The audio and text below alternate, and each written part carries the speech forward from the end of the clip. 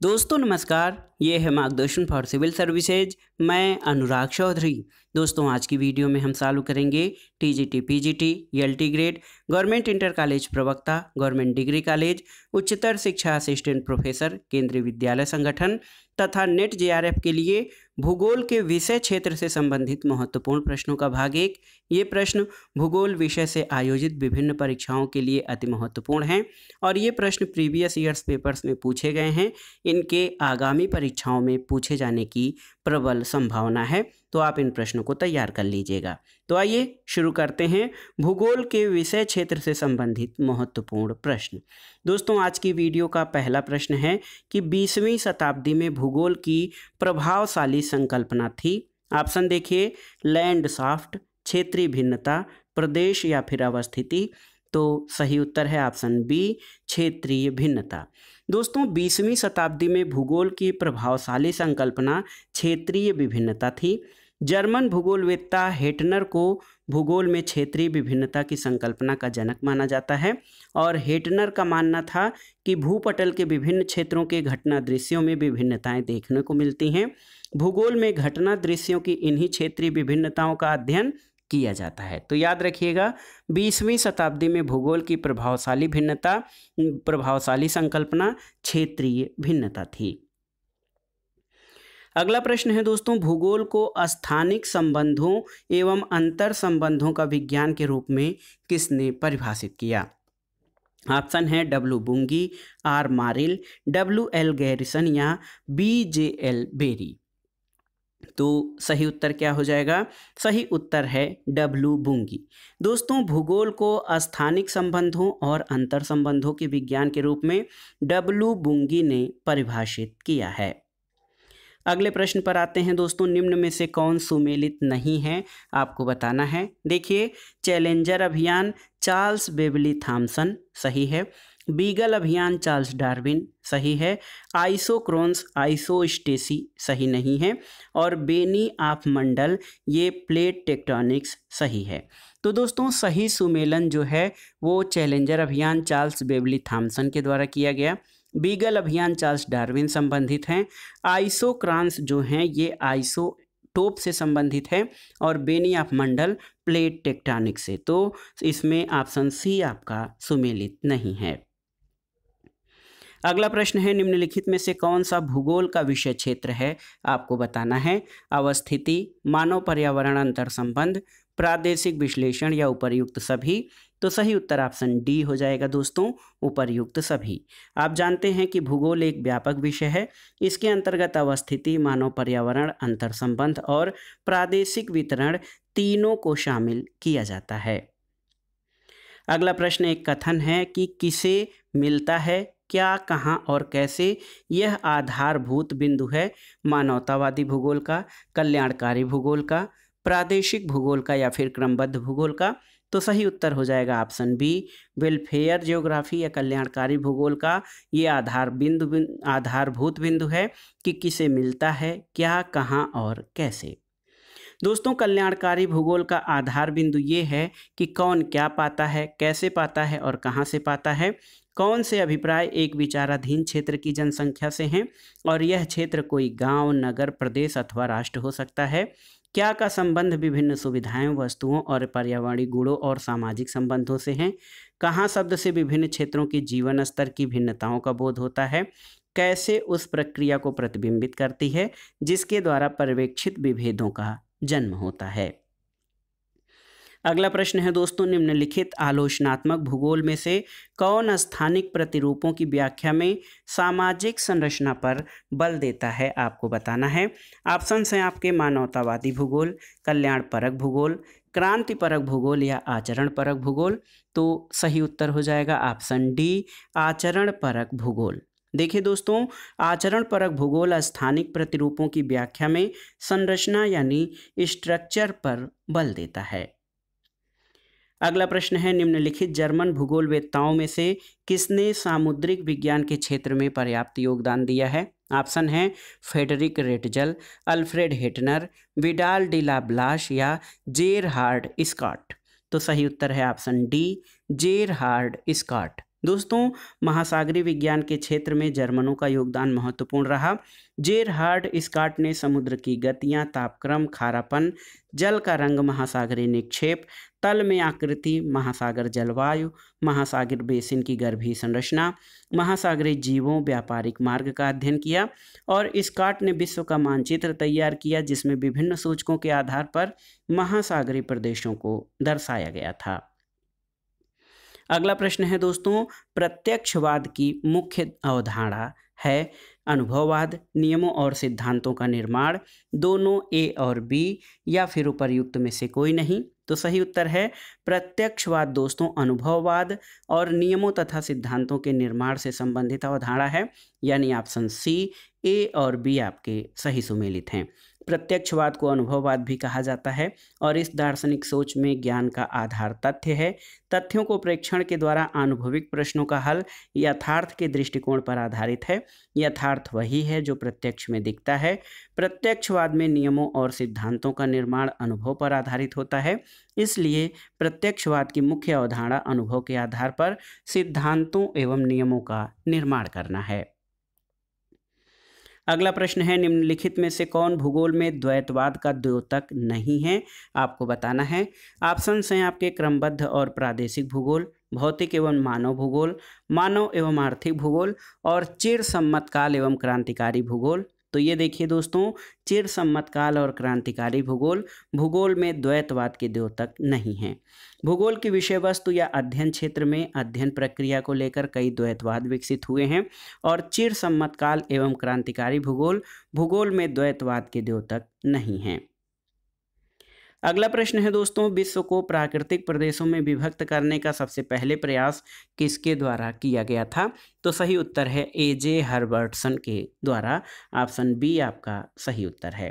दोस्तों, AJ. Herbertson ने विश्व को 15 प्राकृतिक प्रदेशों में विभाजित किया। प्रमुख प्राकृतिक प्रदेश इनकी प्रमुख रचना है। अगला प्रश्न है, सूची 1 का सूची 2 से सुमेलन करना और दिए गए कूट के आधार पर सही उत्तर का चयन करना है। इसमें विभिन्न स्कूल और उनके विद्वानों के नाम आपको बताने हैं। देखिए, जर्मन स्कूल से ए हिटनर संबंधित हैं, फ्रांसीसी स्कूल से जीन ब्रुन्स का संबंध है, ब्रिटिश स्कूल से ए.जे. हर्बर्टसन का संबंध है और मार्क जेफरसन अमेरिकी स्कूल से संबंधित हैं। तो सही उत्तर क्या हो जाएगा? ए का पहला जो है, बी का चौथा, सी का दूसरा और डी का तीसरा। तो यहाँ पर आपका देखिए ऑप्शन ए आपका सही उत्तर हो जाएगा, ए, सी, डी और बी। अगले प्रश्न पर आते हैं दोस्तों, निम्नलिखित में से किसने विज्ञानों के वर्गीकरण में भूगोल के स्थान का निर्धारण किया है? आपको बताना है। ऑप्शन है Immanuel Kant, Carl Ritter, Varenius या ए.वी. हम्बोल्ट। तो सही उत्तर है इमैनुअल कांट। दोस्तों, इमैनुअल कांट ने विज्ञानों के वर्गीकरण में भूगोल के स्थान का निर्धारण किया था। 1724 ईस्वी में जर्मन दर्शन शास्त्री इमैनुअल कांट के कोनिस वर्ग में भौतिक भूगोल पर दिए गए व्याख्यान भूगोल के बाद के विकसित विकास के लिए बहुत महत्वपूर्ण साबित हुए। उनके कार्यों से भूगोल एक दार्शनिक विषय से शैक्षणिक विषय की ओर उन्मुख हुआ। अगला प्रश्न है, निम्नलिखित युग्मों में से कौन सा सही सुमेलित है? देखिए, नगरीय भूदृश्य बर्कले विचारधारा सही नहीं है, क्षेत्रीय विज्ञान ब्रिटिश विचारधारा ये भी सही नहीं है, लैंडशाफ्ट फ्रांसीसी विचारधारा सही नहीं है और नगरीय पारिस्थितिकी शिकागो विचारधारा ये आपका सही सुमेलित है। तो इसमें आपसे पूछा गया था कि निम्नलिखित युग्मों में से कौन सही सुमेलित है, तो ऑप्शन डी आपका सही सुमेलित है। शिकागो स्कूल अपने शहरी पारिस्थितिकी या नगरीय पारिस्थितिकी के लिए सबसे अधिक जाना जाता है और साथ ही ये प्रतीकात्मक सहभागितावादी दृष्टिकोण के विकास के लिए भी जाना जाता है। विशेष रूप से हर्बर्ट ब्लूमर के काम के माध्यम से इस विचारधारा ने आनुवांशिक और व्यक्तिगत विशेषताओं के स्थान पर सामाजिक संरचनाओं और भौतिक पर्यावरणीय कारकों के आकार के अनुसार मानव व्यवहार पर ध्यान केंद्रित किया है। अगला प्रश्न है दोस्तों, वैज्ञानिक नियतिवाद के दर्शन को आगे बढ़ाया था किसने?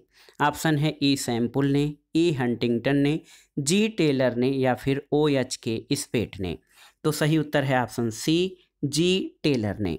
दोस्तों वैज्ञानिक नियतिवाद या जिसको साइंटिफिक डिटर्मिनिज्म कहा जाता है, निश्चयवाद, इस दर्शन को जी टेलर ने आगे बढ़ाया था। ऑस्ट्रेलिया के प्रख्यात भूगोलवेत्ता ग्रिफिथ टेलर का मानना था कि वास्तव में न तो प्रकृति का ही मनुष्य पर पूरा नियंत्रण है और न ही मनुष्य प्रकृति का पूर्ण विजेता है, दोनों का एक दूसरे से क्रियात्मक संबंध है। तो याद रखिएगा, वैज्ञानिक नियतिवाद या निश्चयवाद के दर्शन को जी टेलर ने आगे बढ़ाया था। अगला प्रश्न है, निम्न में से कौन सा कथन सही है? तो देखिए, सीमांतों और सीमाओं का प्रयोग भौगोलिक साहित्य में पर्यायवाची के रूप में होता है, सही नहीं है। सीमाएं संप्रभुता का आवश्यक अवयव नहीं है, ये भी सही नहीं है। संप्रभु राज्य की सीमाओं द्वारा विभाजित होते हैं, ये सही है। और संप्रभु राज्य सीमांतों द्वारा विभाजित होते हैं, ये सही नहीं है। तो ऑप्शन सी आपका सही उत्तर है, क्योंकि संप्रभु राज्य भौगोलिक सीमाओं के द्वारा विभाजित होते हैं। ये राजनीतिक भूगोल की एक अहम अवधारणा है और पूर्व आधुनिक युग में नैसर्गिक सीमांत या जिनको नेचुरल फ्रंटियर्स कहा जाता है, इसकी संकल्पना अत्यधिक लोकप्रिय हुई और यह सामान्य मान्यता बन गई है कि राज्यों की सीमाएं प्राकृतिक सीमांतों पर आधारित होनी चाहिए। यानी प्रत्येक राज्य का राष्ट्रीय भौगोलिक क्षेत्र पर्वत श्रेणियों, नदियों अथवा अन्य प्राकृतिक स्थलाकृतियों द्वारा निर्मित सीमाओं से घिरा होना चाहिए। प्राकृतिक सीमांत संबंधी ये अवधारणा बाद में शक्तिशाली राज्यों द्वारा अपने अपेक्षाकृत निर्बल पड़ोसियों के क्षेत्र को हड़पने का बहाना बन गई। वर्तमान में कोई सीमांत नहीं है, अब वे इतिहास की घटनाएं हैं। अगला प्रश्न है, निम्नलिखित में से किसने भूगोल में रुको और जाओ निश्चयवाद की वकालत की थी? तो सही उत्तर है ग्रिफिथ टेलर ने। ऑप्शन ए आपका सही उत्तर है। दोस्तों रुको और जाओ निश्चयवाद या जिसको नव निश्चयवाद कहा जाता है, इसकी वकालत ऑस्ट्रेलियन भूगोलवेत्ता ग्रिफिथ टेलर ने की थी। उनका मानना था कि मनुष्य वातावरण के प्रति जो चाहे करे, परंतु अंततः वातावरण उनकी योजनाओं पर रोक लगाकर उन्हें सोचने समझने को बाध्य करता है। सोच विचार कर ही मनुष्य पुनः आगे बढ़ने के लिए ही वातावरण की सीमाओं का पालन करते हुए आगे बढ़ जाते हैं। अगला प्रश्न है कि रुको और जाओ निश्चयवाद का प्रतिपादन किसने किया? तो आप जानते हैं जी टेलर यानी ग्रिफिथ टेलर ने। अगला प्रश्न है, नव निश्चयवाद को अन्य किस नाम से जाना जाता है? तो सही उत्तर है दोस्तों, याद रखिएगा कि नव निश्चयवाद को रुको और जाओ निश्चयवाद के नाम से जाना जाता है और इसकी वकालत जी टेलर यानी ग्रिफिथ टेलर के द्वारा की गई थी। अगला प्रश्न है दोस्तों, रुको और जाओ नियतिवाद को अभिगृहित अभिधारणा किसने दी थी? आपको बताना है। ऑप्शन है आपके Humboldt, Jean Brunhes, Griffith Taylor, E C Semple या रेटजेल ने। तो सही उत्तर है ग्रिफिथ टेलर ने। दोस्तों रुको और जाओ नियतिवाद की अभिगृहित अभिधारणा ग्रिफिथ टेलर के द्वारा दी गई थी। अगला प्रश्न है, रुको और जाओ नियतिवाद किसने प्रस्तावित किया था? तो सही उत्तर है रुको और जाओ नियतिवाद का प्रतिपादन जी टेलर के द्वारा किया गया था। अगला प्रश्न है दोस्तों, ग्रिफिथ टेलर का संबंध किससे है? तो सही उत्तर है ग्रिफिथ टेलर का संबंध नव निश्चयवाद से है, जो कि एक ऑस्ट्रेलियन भूगोलवेत्ता थे। अगला प्रश्न बहुत ही महत्वपूर्ण है, बार बार परीक्षाओं में पूछा गया है कि भूगोल के जनक के रूप में किसे जाना जाता है? तो आप जानते हैं दोस्तों, इरेटोस्थनीज को भूगोल का जनक यानी भूगोल का पिता कहा जाता है, इरेटोस्थनीज। अगला प्रश्न है, जियो पैसिफिक्स शब्द का प्रयोग किसने किया था? आपको बताना है। हार्टशोर्न, ग्रिफिथ टेलर, मैकिंडर या फिर हंटिंगटन। तो सही उत्तर है ऑप्शन बी ग्रिफिथ टेलर ने। दोस्तों जियो पैसिफिक्स शब्द का प्रयोग ग्रिफिथ टेलर ने किया था। दो युद्धों के प्रत्यक्षदर्शी टेलर ने एन इंट्रोडक्शन टू जियो पैसिफिक्स यानी ये पुस्तक लिखी थी। उनका विश्वास था कि ये पुस्तक विश्व को शांति की राह पर ले जाने में अपना योगदान देगी। अगला प्रश्न है दोस्तों, सामूहिक कृषि की अवधारणा का प्रादुर्भाव हुआ था कब? तो ऑप्शन देखिए, बोल्शेविक क्रांति के बाद, प्रथम विश्व युद्ध के बाद, सांस्कृतिक क्रांति के बाद या द्वितीय विश्व युद्ध के बाद। तो सही उत्तर है बोल्शेविक क्रांति के बाद। ऑप्शन ए आपका सही उत्तर है। देखिए दोस्तों, सामूहिक कृषि से तात्पर्य ऐसी कृषि से है जिसमें कई किसान भागीदारी से किसी स्थान पर कृषि उद्योग करें। कुछ साम्यवादी व्यवस्थाओं में किसानों और मवेशी पालकों को सरकारी आदेश से संगठित करके सामूहिक कृषि में लगाया जाता था। जैसे भूतपूर्व सोवियत संघ की कोल खोज प्रणाली में ऐसा होता था। अर्थात सामूहिक कृषि की अवधारणा का प्रादुर्भाव पूर्व सोवियत संघ में हुआ और बोल्शेविक क्रांति के बाद इस अवधारणा का विकास हुआ था। अगला प्रश्न है कि भूगोल के अध्ययन में प्रतिमानों के उपयोग का विचार सर्वप्रथम देने वाला कौन था, आपको बताना है। ऑप्शन है आपके एस थॉमस कुहन, पीटर हगेट, रिचर्ड शोरले या बी जे एल बेरी। तो सही उत्तर है दोस्तों, प्रतिमानों के उपयोग का विचार सबसे पहले भूगोल में ए थॉमस कुहन के द्वारा दिया गया था। ऑप्शन ए आपका सही उत्तर है। दोस्तों, भूगोल के अध्ययन में प्रतिमानों के उपयोग का विचार सबसे पहले अमेरिकी इतिहासकार एस थॉमस कुहन ने दिया था। कुहन के अनुसार विज्ञान कोई अच्छी प्रकार नियमित बनी क्रिया नहीं है जिसके परिणामों को प्रत्येक पीढ़ी स्वचालित होकर अपनाती चली गई। यह एक ऐसी प्रक्रिया है जिसमें उतार चढ़ाव, शांति अशांति के क्रम घटित होते रहते हैं। और कुहन के अनुसार प्रतिमान एक ऐसा मॉडल है जो काल विशेष में सर्वव्यापी बनी सर्वमान्य वैज्ञानिक उपलब्धि है। वह आभासी समुदाय के लिए सामान्य समस्याएं व हल प्रदान करता है। अगला प्रश्न है दोस्तों, नगर प्रदेश या सिटी रीजन शब्द की रचना जिसने की है वो कौन है। तो सही उत्तर है सिटी रीजन की रचना गिडीज ने की है। आप जानते हैं दोस्तों, नगर प्रदेश या सिटी रीजन शब्दावली का प्रयोग 1915 में पैट्रिक गिडीज ने किया था। और नगर प्रदेश ऐसे विशाल विकसित नगरीय क्षेत्र होते हैं जो कि मूलतः अलग अलग नगरों या शहरों के आपस में मिल जाने से एक विशाल नगरीय विकास क्षेत्र में परिवर्तित हो जाते हैं। अगला प्रश्न सूची 1 का सूची 2 से सुमेलन कराना है और दिए गए कूट से सही उत्तर का चयन करना है। इसमें आप देख सकते हैं दोस्तों, जनसंख्या भूगोल एम के प्रेमी, देखिए ए का चौथा हो जाएगा। भूमि उपयोग अध्ययन, ये एम सभी इससे संबंधित हैं। इसके अलावा अधिवास भूगोल जो कि बहुत ही महत्वपूर्ण है, अधिवास भूगोल, ये आर.एल. सिंह। और राजनीतिक भूगोल आर.डी. दीक्षित। ये जो है सूची 1 का सूची 2 से सही सुमेलन हो जाएगा। ऑप्शन ए आपका सही उत्तर है, 4, 3, 2 और 1।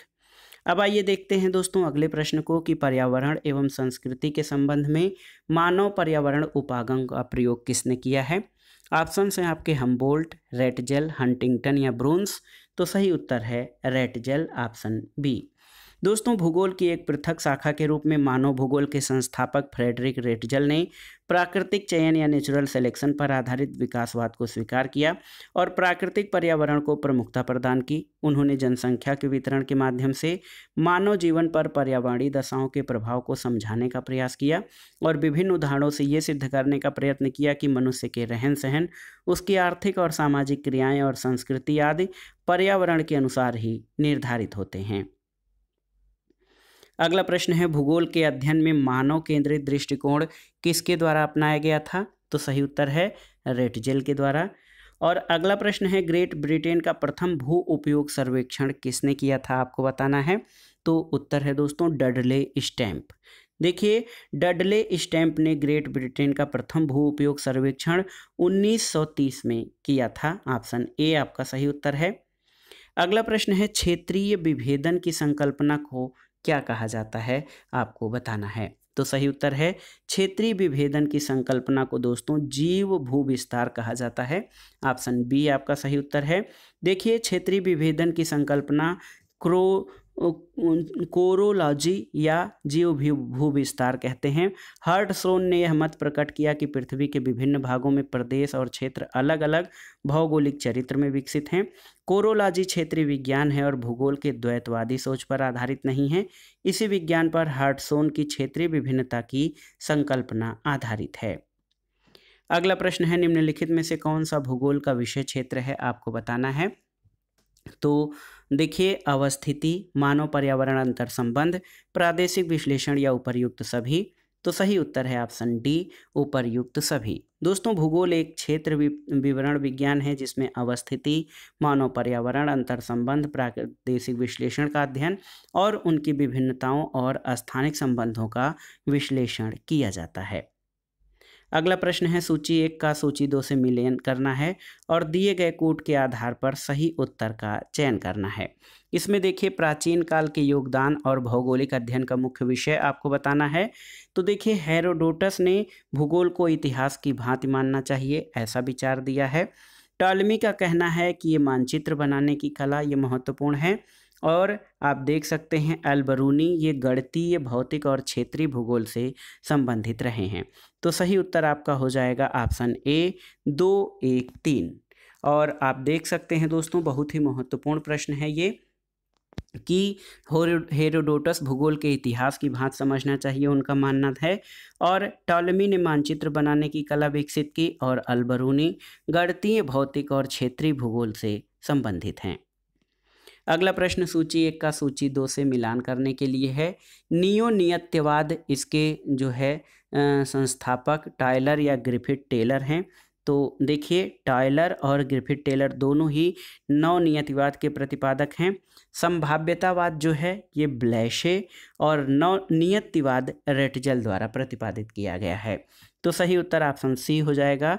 2, 3, 1 आपका सही उत्तर हो जाएगा, सही मिलान। अगला प्रश्न है, सूची 1 का सूची 2 से मिलान करना है। भारतीय भूगोलवेत्ता और भौगोलिक शोध का क्षेत्र, इनका मिलान करना है। तो देखिए, एम शफी जो हैं वो कृषि भूगोल से संबंधित हैं। आर.डी. दीक्षित ये राजनीतिक भूगोल से संबंधित हैं। जी.एस. घोषाल ये जनसंख्या भूगोल से और आर्यल सिंह क्षेत्रीय भूगोल से संबंधित हैं। तो सही उत्तर क्या हो जाएगा? ऑप्शन देखिए डी आपका सही उत्तर हो जाएगा। ये है 3, 4, 2 और 1। अगला प्रश्न है दोस्तों, निम्नलिखित में से किसके प्रयासों से भूगोल का आधुनिक काल आरंभ हुआ? टॉलमी, स्ट्रैबो, रेटजेल, हम्बोल्ट और हेरोडोटस। तो सही उत्तर है ऑप्शन डी, हम्बोल्ट। देखिए, हम्बोल्ट के प्रयासों से भूगोल का आधुनिक काल आरंभ हुआ है और कार्ल रिटर का भी आधुनिक भौगोलिक विचारधारा की स्थापना में विशेष योगदान है। वर्तमान भूत की कुंजी है, ये जेम्स हट्टन का प्रमुख कथन है। अगला प्रश्न है, निम्नलिखित को सुमेलित कीजिए और दिए गए कूट से सही उत्तर का चयन कीजिए। देखिए दोस्तों, 1580 से 1622 जो है ये भौगोलिक चिंतक कौन हैं? तो ये हैं क्लूवेरिनस, यहाँ से संबंधित हैं। 1769 से 1859 हम्बोल्ट का जीवन काल है। 1844 से 1904 रेटजेल का और 1859 से 1941 ये हेटनर का समय काल है। तो सही उत्तर क्या हो जाएगा? Option C. देखिए 2, 3, 4 और 1। अगला प्रश्न है, सूची 1 का सूची 2 से मिलान कीजिए और दिए गए कूट के आधार पर सही उत्तर का चयन कीजिए। इसमें आप जब सही मिलान इस तरह से कर सकते हैं दोस्तों। जर्मन, तो जर्मन स्कूल जो है अल्फ्रेड हेटनर जो हैं ये जर्मन स्कूल से संबंधित हैं। फ्रांसीसी स्कूल से जीन ब्रून्स संबंधित हैं आपके। ब्रिटिश स्कूल से एंड्रयू जॉन यानी एंड्रयू जॉन ए.जे. हर्बर्टसन और अमेरिकी मार्क जेफरसन अमेरिकन स्कूल से संबंधित हैं। तो सही उत्तर क्या हो जाएगा? देखिए ए, सी, डी और बी, पहले का ए, दूसरे का सी, तीसरे का डी और चौथे का बी आपका सही सुमेलन हो जाएगा। अगला प्रश्न है दोस्तों, निम्नलिखित में से कौन सा एक युग्म सही सुमेलित नहीं है? मार्क्स ऐतिहासिक भौतिकवाद सही है। लॉश नवाचार विस्तरण सही नहीं है। रोस्टो आर्थिक विकास की अवस्थाएं सही है और गुल्ड परिवहन विकास की अवस्थाएं। तो सही उत्तर है दोस्तों, मार्क्स का संबंध ऐतिहासिक विकास से है, ऐतिहासिक भौतिकवाद से। रोस्टो आर्थिक विकास की अवस्थाओं से, गुल्ड परिवहन विभाग की अवस्थाओं से संबंधित हैं और जेफरी डब्ल्यू लॉस यानी जे.डब्ल्यू. लॉस का संबंध मानव भूगोल से है, न कि नवाचार विस्तरण से। अगला प्रश्न है दोस्तों, आधुनिक भौगोलिक विचारधारा की नींव किसने रखी थी? तो सही उत्तर है हम्बोल्ट और रिटर। देखिए दोस्तों, आधुनिक भौगोलिक विचारधारा की नींव हम्बोल्ट और रिटर ने रखी थी। जर्मन भूगोलवेत्ता कार्ल रिटर को प्रादेशिक भूगोल का जनक भी कहा जाता है। अगला प्रश्न सूची 1 का सूची 2 से सुमेलन करना है और दिए गए कोट के आधार पर सही उत्तर का चयन करना है। इसमें देखिए, प्रत्यक्षवादी भूगोल आगस्ट काम्टे हैं, इससे संबंधित हैं। आचरणपरक भूगोल विलियम किर्क, मानववादी भूगोल ई फू तुआन और नवनियतिवादी ग्रिफिथ टेलर। तो दोस्तों ये सभी जो हैं सूची 1 सूची 2 सीधे सीधे सुमेलित हैं। ऑप्शन ए आपका सही उत्तर हो जाएगा, 1, 2, 3 और 4। अगले प्रश्न पर आते हैं। सर्वप्रथम मानवतावादी भूगोल शब्द का प्रयोग किसके द्वारा किया गया था? ऑप्शन है आपके DM Smith, R Peet, Samuels और ई फू तुआन द्वारा। तो सही उत्तर है ऑप्शन डी, ई फू तुआन। दोस्तों सबसे पहले मानवतावादी भूगोल शब्द का प्रयोग ई फू तुआन के द्वारा किया गया। ई फू तुआन ने व्यक्ति और स्थान यानी पर्यावरण के मध्य संबंधों की जटिलता और अस्पष्टता का विशद अध्ययन किया है। तो याद रखिएगा दोस्तों, सबसे पहले मानवतावादी भूगोल शब्द का प्रयोग ई फू तुआन के द्वारा किया गया है। अगला प्रश्न और आज की वीडियो का आखिरी प्रश्न है कि निम्नलिखित में से कौन आर्थिक भूगोल का अध्ययन उपागम नहीं है? ऑप्शन है क्रमबद्ध उपागम, प्रादेशिक उपागम, सैद्धांतिक उपागम या अंतर प्रादेशिक उपागम। तो सही उत्तर है ऑप्शन डी, अंतर प्रादेशिक उपागम। दोस्तों अंतर प्रादेशिक उपागम आर्थिक भूगोल का अध्ययन उपागम नहीं है। आर्थिक भूगोल के अध्ययन उद्देश्य और प्रयुक्त विधियों के अनुसार जो चीज़ें या जो उपागम हैं उनमें क्रमबद्ध उपागम, प्रादेशिक उपागम, सैद्धांतिक उपागम, व्यवहारपरक उपागम और तंत्र उपागम का प्रयोग किया जाता है। तो याद रखिएगा, अंतर प्रादेशिक उपागम जो है ये आर्थिक भूगोल का अध्ययन उपागम नहीं है। तो दोस्तों ये था आज का वीडियो और भूगोल के विषय क्षेत्र से अभी शेष प्रश्नों को हम इसके अगले भाग में पढ़ेंगे। हमारे चैनल से जुड़े रहें। वीडियो आपको कैसा लगा हमें कमेंट बॉक्स में ज़रूर बताइएगा। वीडियो को लाइक करें, शेयर करें और इस चैनल मार्गदर्शन फॉर सिविल सर्विसेज को सब्सक्राइब करें। वीडियो देखने के लिए धन्यवाद दोस्तों। नमस्कार।